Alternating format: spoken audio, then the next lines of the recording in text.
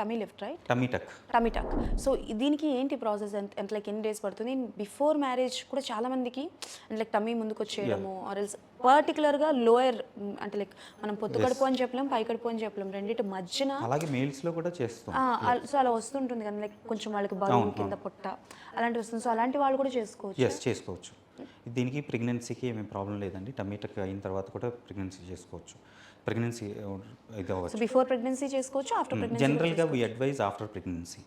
General before కూడా కొంతమందికి అవసరం ఉంటే చేస్తాము, కానీ ఒక వెయిటింగ్ పీరియడ్ అంటే ఒక 1-2 ఇయర్స్ గ్యాప్ ఇచ్చి ప్రెగ్నెన్సీ కన్సీవ్ అయినట్టయితే ప్లాన్ చేసుకున్నట్టయితే బెటర్గా ఉంటుంది వాళ్ళకి, ఇబ్బంది ఉంటుంది. వెంటనే అయితే కొంచెం కొద్దిగా, ఎందుకంటే మనం ఆ స్కిన్ని స్ట్రెచ్ చేసి స్టిచ్ చేస్తాము, అలాగే మజిల్స్ని ఇదిగా టైటన్ చేస్తాము. మళ్ళీ ఇమీడియట్గా ప్రెగ్నెన్సీ అంటే ఏమి ఇబ్బంది ఉండదు. యాజ్ సచ్ కన్సీవ్ అవ్వకూడదని ఏం లేదు, కానీ స్ట్రెచ్చింగ్ అప్పుడు కొద్దిగా పెయిన్, మార్క్స్ అవన్నీ స్ట్రెచ్ అయిపోవడం ఇలాంటి ఇబ్బందులు ఉండొచ్చు.